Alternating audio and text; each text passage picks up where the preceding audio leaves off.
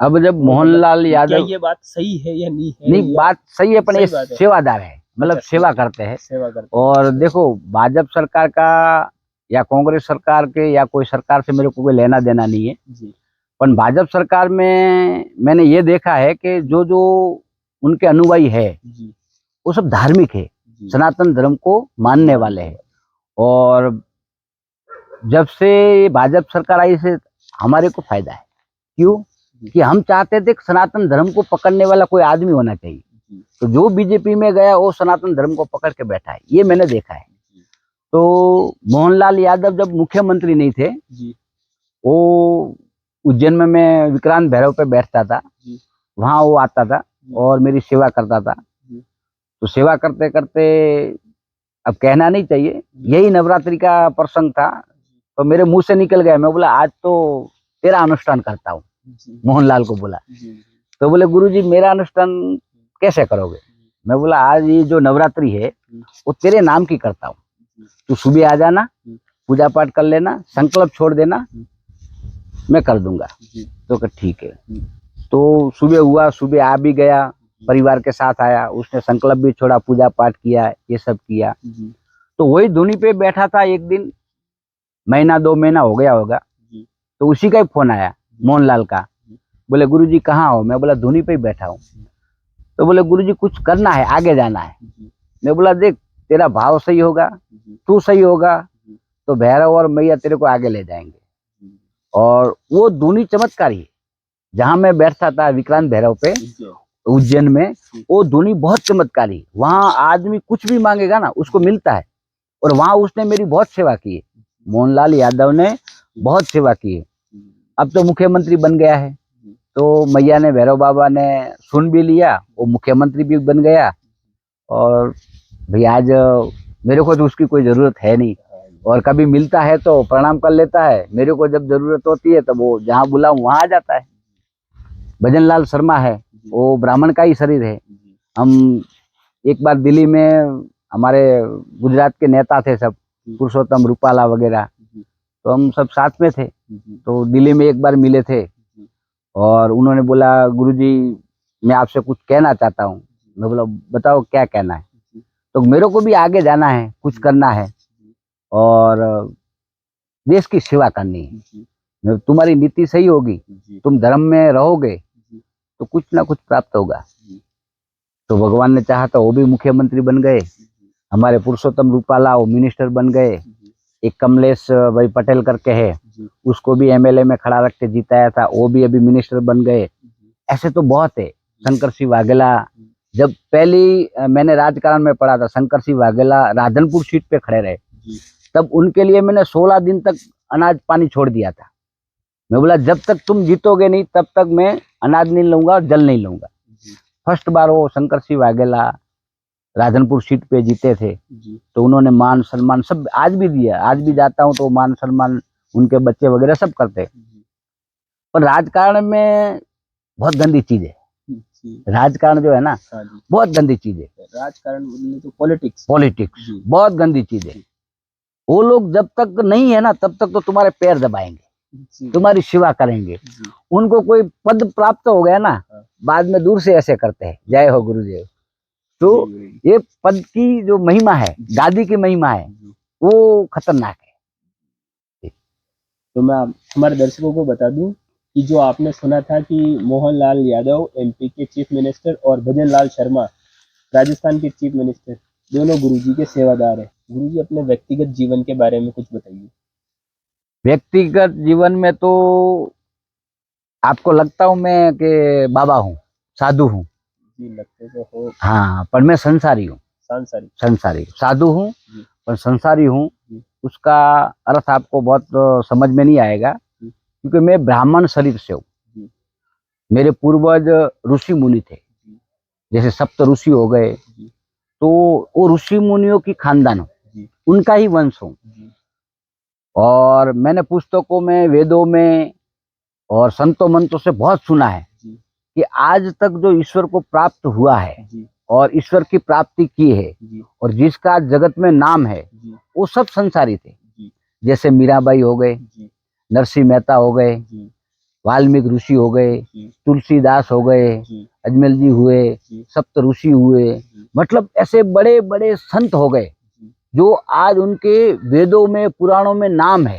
जी वो सब संसारी थे, जी किसी ने संसार छोड़ के भक्ति नहीं की है। जी ये हमारी दो धारी तलवार है।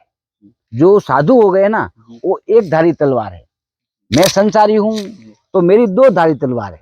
मेरे को संसार में भी रहना है, मेरा परिवार है उसको भी निभाना है, मेरा धर्म है, मेरा जो कर्म है उसको भी निभाना है। मेरे दो लड़के हैं, एक लड़की है, माता पिता है, भाई है, सब परिवार के साथ रहता हूँ। तो भी आप जैसे भी आश्रम में हो तो कभी कभी जाते हो घर पे? नहीं जाता हूँ ना, 2 महीने में, 3 महीने में, 5 महीने में, 6 महीने में, जब भी इच्छा हो वहाँ कार्य हो तो मैं चला जाता हूँ। और परिवार को भी अच्छी तरह रखा है, ऐसा नहीं कि कोई ऐसा छोड़ दिया है, अच्छी तरह रह रहे। और बच्चे लोग पढ़ रहे, अब लड़की भी लंदन जा रही है पढ़ने के लिए।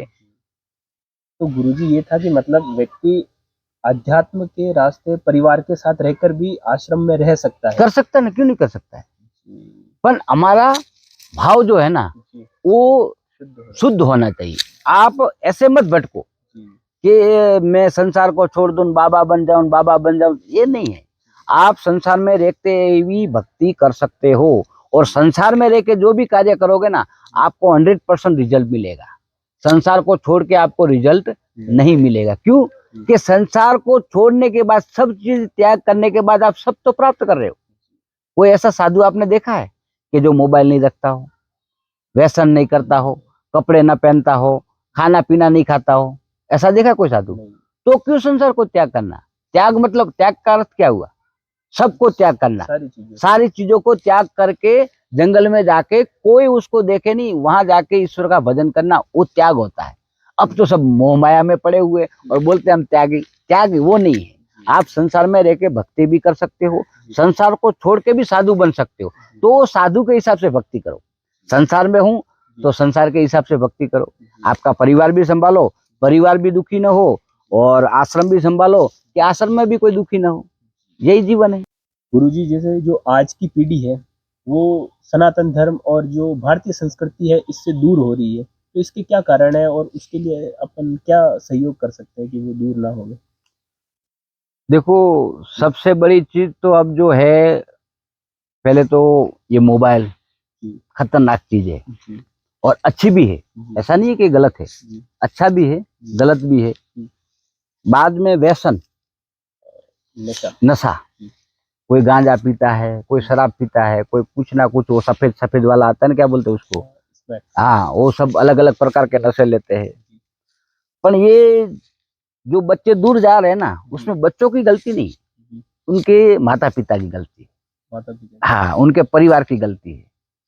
देखो, हमारा सनातन धर्म में एक चीज आप मन में बिठा लो कि जो सनातन धर्म को आगे बढ़ाना है और सनातन धर्म को हमेशा रखना है, तो हमको जो बच्चा होता है ना 3 साल का, उसको उंगली पकड़ के मंदिर में लाना सिखाना है, उनको पैर छुलाना है। सुबह उठ के राधे कृष्ण या जय सिया राम या जय हनुमान, किसी का भी आप नाम लो, सुबह उठ के ये कार्य कर दो, तो बच्चा बड़े होके कभी जिंदगी में कहीं नहीं जाएगा। वो सनातन धर्म को पकड़ के बैठेगा, और ये मोबाइल फोबाइल जो भी चीजें हैं उसको यूज तो करेगा, पर वो धर्म की चीजें यूज करेगा, अधर्म की चीजें यूज नहीं करेगा। धीरे धीरे धीरे धीरे वो बड़ा एक गुंडा भी बन सकता है। और व्यसन ऐसी चीज है कि अच्छे अच्छे आदमी को खत्म कर देती है। आज भी हमारे राजा महाराजा, जति सती महापुरुषों जितने भी हुए, वो ये व्यसन से मुक्त रह के ही हुए हैं। और जो राजा महाराजा शराब गांजे या इसी में गया, वो उनका आज खैदान मैदान हो गया है, मतलब कहीं के नहीं रहे। तो व्यसन से मुक्त रहो। मेरा सभी से एक प्रार्थना मैं प्रार्थना कर रहा हूँ सभी को, बच्चों को, युवान को, बुढ़े को, सबको, कि आप शराब गांजा चरस इस चीजों से दूर रहो, तो भविष्य में आप कभी दुखी नहीं होंगे। गुरुजी, मेरा अगला ये था कि जो आध्यात्मिक है और जो वैज्ञानिक है, इन अध्यात्म और विज्ञान में इतना संघर्ष क्यों होता है, और क्या ये एक दूसरे से परस्पर सहयोगी है? क्या अंतर है? आपने दूध देखा? दूध को पहचानते हो? जी। अच्छा, उसमें आपको लगता है घी है? देखा घी? दूध में घी दिखता है? नहीं, दिखता तो नहीं है। तो है, है। दिखता नहीं है। नहीं है पण है। जी। तो उस घी को बाहर निकालने के लिए क्या करना पड़े? हमको जमाना पड़े, जमाना पड़ेगा। तो दही हो जाएगा। जी। दही को वापस मथना पड़ेगा। मथना पड़े। मथने का मतलब क्या होता है? संघर्ष। संघर्ष। जैसे समुद्र मंथन हुआ था तो उसमें से अनेक प्रकार के रत्न निकले थे, तो वो मथना पड़ता है, हम लोग मथना कहते हैं। तो उसके बाद में वो माखन निकलता है। अब माखन निकलने से भी घी निकलने वाला नहीं है, उसको वापस तपाना पड़ता है। वो तपने के बाद वो घी निकलता है। ऐसे आध्यात्मिक और विज्ञान में मंथन करना है। क्या करना है? मंथन। मंथन करना है। जो हमारा आध्यात्मिक है वो तो विज्ञान से पहले का है, और विज्ञान कहता है उससे पहले कह देता है। विज्ञान हो जाने से थोड़ा समय पहले कहता है, और हमारा जो आध्यात्मिक धर्म है वो पहले ही कह सकता है कि भाई ये होगा, ये भव में ये होगा, ये धरती कम होगा। ये पानी जो बोतल है ना पानी की, ये बिकने वाली नहीं थी, ये भी हमारे जति सती महापुरुषों ने कहा है कि पानी भी बिकेगा, धरती कम होगा, ये सब कहा हुआ है। सनातन धर्म में ऐसे ऐसे संत हो गए कि 500 साल पहले हुए, उन्होंने बोला हुआ आज हो रहा है। ये जो आपको भी मेहनत की जो दिनचर्या है, मेहनत का जो जीवन है, उसमें आए हुए आपको इतना समय हो गया जी। तो इसमें जो आपके जीवन का एक ऐसा कोई कठिन समय रहा हो आपका? अब ऐसे तो कठिन समय रोज है हमारा, क्योंकि यहाँ हमारी धुनी में कोई इनकम नहीं है, आवक नहीं है। तो अभी तक तो खर्चा जो भी चल रहा है 4-5 लाख रुपया, 6 लाख रुपया जो भी डाला है वो जेब में से ही डाल रहा हूँ।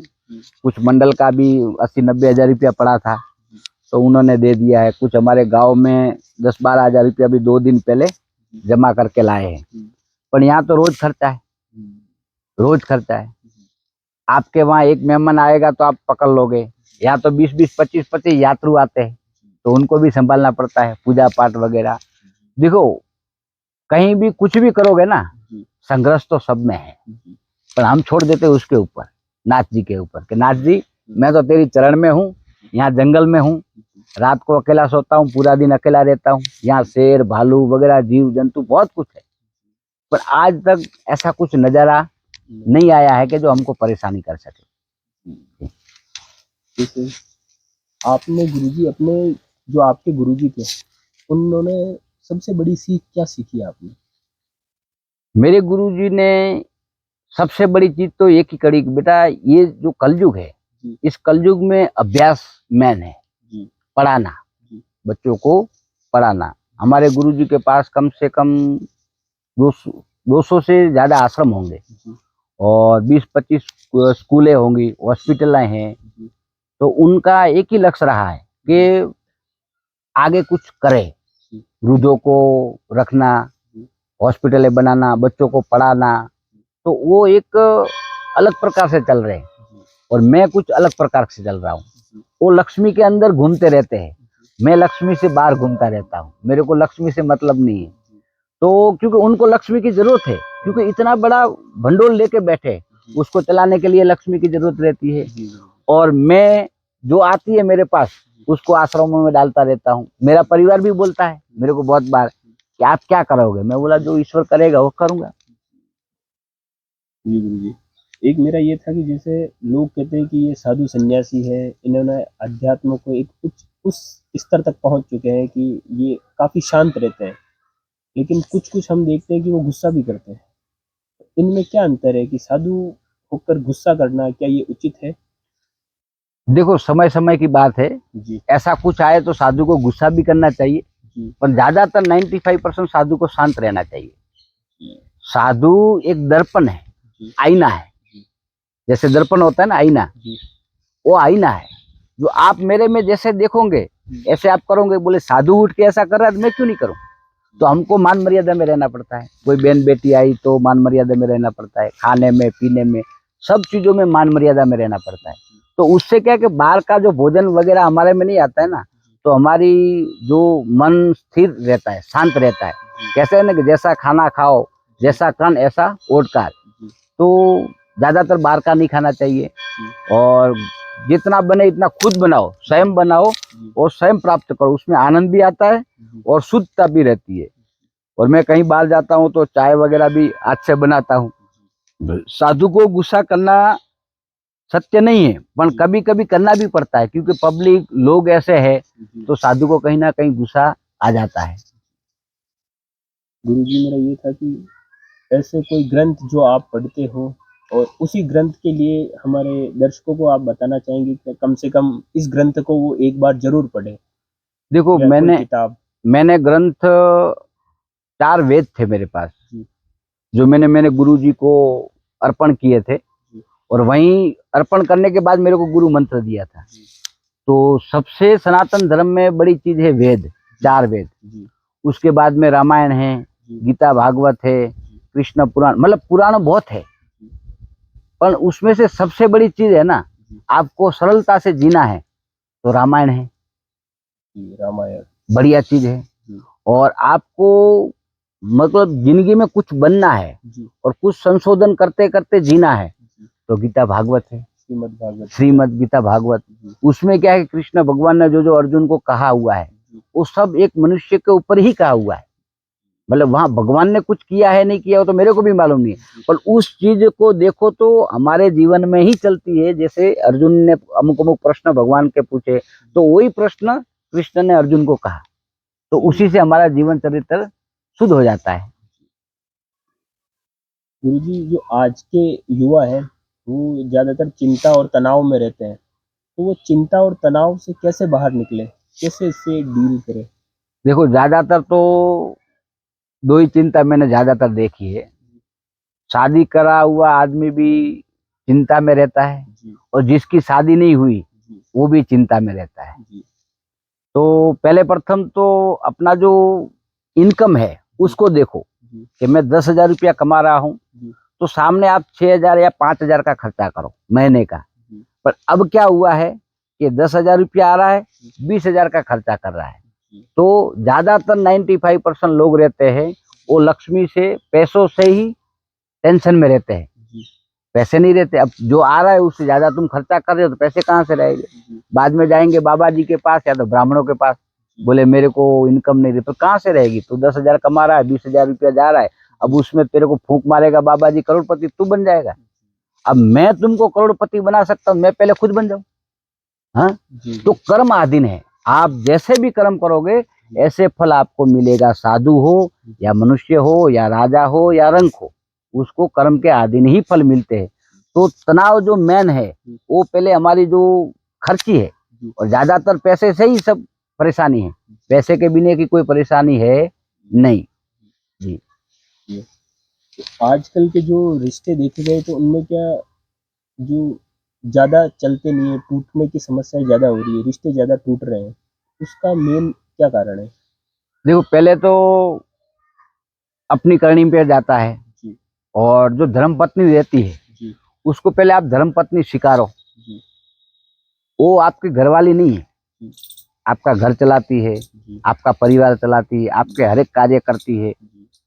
तो वो पहले समझो कि उसको मैं कैसे रखूं, उसको खुश रखना आपकी जवाबदारी है, क्योंकि उसके माता पिता भाई बांडू सब छोड़ के आपके पीछे आई है, तो उसको भी संभालना आपकी जरूरत है। आप संभालना चाहते हो तो उसको संभालना आपकी जरूरत है, तो आप उस हिसाब से उसको संभालो कि जो आपके ऊपर कभी क्रोधित ना हो। आपका झगड़ा कंका जो भी हो रहा है ना, पहले मियाँ बीबी में रोज होता है, पर घर में कहते हैं ना बर्तन तो बजते ही है, पर ऐसे मत बजाओ कि उससे किसी और को नुकसान हो जाए। तो पहले प्रथम जो आदमी है ना, वो पहले अपने परिवार में अपना बन जाए, माँ से बेटा बन जाए, बाप के पास बेटा बन जाए, बहू के पास पति बन जाए, भाई बहन के पास भाई बहन बन जाए, पर वो शब्द नहीं आना चाहिए। जैसे किसी व्यक्ति के जीवन में अगर दुख आता है तो दुख आने पर वो व्यक्ति उसको कैसे संभाले? देखो, दुख में जीना ही अपना सुख है, दुख में जीना ही अपना सुख है। क्यों? ये देखो, धूप है तो छाया भी है, छाया भी है तो धूप भी है। तो आज दुख आया है ना, कल सुख आना ही है, क्योंकि कोई चीज, ईश्वर ने एक चीज सबसे बड़ी चीज बनाई है जो है समय। हर किसी का एक समय रहता नहीं है, नहीं राजा का रहता है, नहीं रंग का रहता है, नहीं संत का रहता है। हर एक का समय चेंज होता है, वो कर्म अधीन होता है। पर दुख में आप खुद अपना सुख ढूंढोगे ना तो 100% मिल जाएगा। दुखी होने के बाद आपको उदास नहीं होना है, आपको ईश्वर को और कहना है प्रभु और थोड़ा दुख हो तो दे दे, और अपने को थोड़ा दुख दे दे कि जो दुख में आपके सामने प्राप्त करके जी सकूं। क्योंकि देखो भाई, हमने जन्म लिया है तो क्या क्या कर्म किए मेरे को भी मालूम नहीं है, तो वो कर्म का तो भुगतान यहाँ का यहाँ करना है। तो तुम बूढ़े हो जाओ तब भुगतो, उससे अच्छा तो जवानी में भुगतो, बढ़िया अच्छे पैर है, हाथ है, शरीर है, मस्त आप समय मिट जाएगा। अब बुढ़ापा में यही चीज दुख आपके पास आएगा तो आप कुछ नहीं कर सकोगे। तो दुख का संग्रह करो, दुख के सामने पड़ो। एक मेरा ये था कि जैसे इस आश्रम के बारे में मैंने यह सुना था कि यहाँ पे एक कोई प्राचीन गुफा है जो सीधा पुष्कर या हिमालय में निकलती है। इसके बारे में कितनी सत्यता है, इसके बारे में बताइए। देखो, मैंने सुना है, मैंने भी देखा नहीं है। मैं उस गुफा का अभी बाहर निकालने की कोशिश भी कर रहा हूँ, खुदाई बुदाई भी चालू है। जो नाथजी महाराज थे यहाँ से गुफा में पुष्कर निकले थे, राजस्थान में पुष्कर यहाँ से निकले थे पुष्कर में। तो वो गुफा है पर अभी तक मैंने देखी नहीं है। हाँ, गुफा का दरवाजा है कि है, पर वो बाहर निकली ऐसा मैंने अभी तक देखा नहीं है। उसका हमारा आयोजन चालू है कि उसको हम जल्दी बाहर निकाले गुफा, क्योंकि वो ईश्वर का आने जाने का रास्ता है। जी, मेरा अगला ये था कि एक अगर कोई सामान्य व्यक्ति है उसको आप एक कोई सलाह देना चाहेंगे तो क्या सलाह देना चाहिए जिससे वो अपना जीवन आराम से व्यतीत कर सके। मेरी सबसे बड़ी सलाह है जी और सुंदर है बहुत, जी कि आप किसी का भला मत करो जी पर किसी का बुरा मत सोचो। जी आप किसी का कुछ भी मत करो, खाली सिर्फ आपका करो, तो भी आप सुखी रह जाओगे।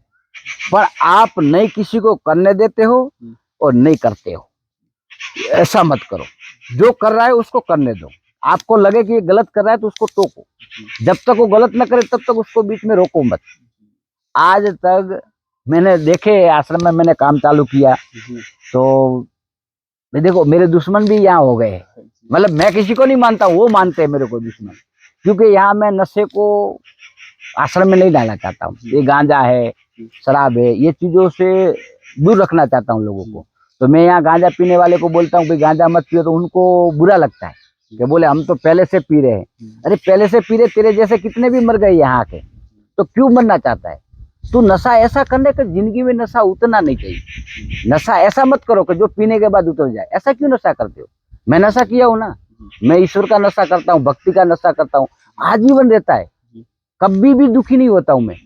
तो वो नशा करो ना। आप पीने के बाद कहीं पड़े हो, टूट फूट गए या लंगड़े हो गए, बाडे हो गए, ऐसा क्यों नशा करना? नशा ऐसा कराओ जो परमात्मा के आपको प्राप्ति हो सके, वो नशा है। गुरु जी यही तक थी। आपका बहुत बहुत धन्यवाद, आपका बहुमूल्य समय और अनुभव हमारे साथ साझा करने के लिए। आपका भी धन्यवाद। और आपके चैनल द्वारा या आपके द्वारा एक कुछ कहना चाहता हूँ कि देखो, मैं तो आज हूँ यहाँ, कल रहूं या ना रहूं, पर सबसे बड़ी चीज है सनातन धर्म। सनातन धर्म आदि अनादि है। तो मैं सबको एक ही बात कहना चाहूंगा कि अपने धर्म में रहो, अपने धर्म का ही कार्य करो और अपने धर्म को पकड़ के रखो। देखो, अपना धर्म नहीं रहेंगे ना तो तुम नहीं रहोगे। जो जब तक धर्म है तब तक हम है। हमारा सनातन धर्म आदि अनादि था, है और रहेगा। तो सबको यही कहना है कि सनातन धर्म के साथ जुड़ जाओ, सनातन धर्म को पकड़ जाओ। देखो, हमारों में मुगलों आ गए, अंग्रेजों आ गए, बड़े बड़े दिग्गज आ गए, पर आज तक धर्म को नष्ट कर नहीं सके हैं। तो सबसे जुबान से पहले तो बच्चे जो है उनसे मेरे को कहना है कि आप व्यसन से मुक्त रहो, सनातन धर्म का रहो, और कोई भी आपको मिले तो उसको एक शब्द ले लो कि जय सिया राम, राधे राधे, या ओम नमः शिवाय, के जय सिया, कुछ भी कहो, पर सुबह उठते जो भी सामने आता है ना उसके सामने परमात्मा का भजन करो। भाई सुबह उठे हाय हाउ आर यू, ये छोड़ दो, जय सिया राम, बस ये चीज आप चालू कर दो तो धर्म ऑटोमेटिक बनने चलेगा। आपको भी जय सिया राम, कैमरामैन को भी जय सिया राम। गुरु जी एक हमारे चैनल के लिए, हमारे चैनल का नाम है द चेतन टॉक्स, उसको लाइक शेयर एंड सब्सक्राइब कर ले। एक बार आपसे निवेदन है। भाई ये चैनल कौन सी? चेतन टॉक्स। चेतन टॉक से अच्छा लड़का है, ज्ञानी है, धर्मवान है, सनातन धर्म को आगे बढ़ाने वाला है। तो आप सब लोग उसको लाइक करो, सब्सक्राइब। सब्सक्राइब करो। ठीक है, जय सिया राम। जय सिया राम।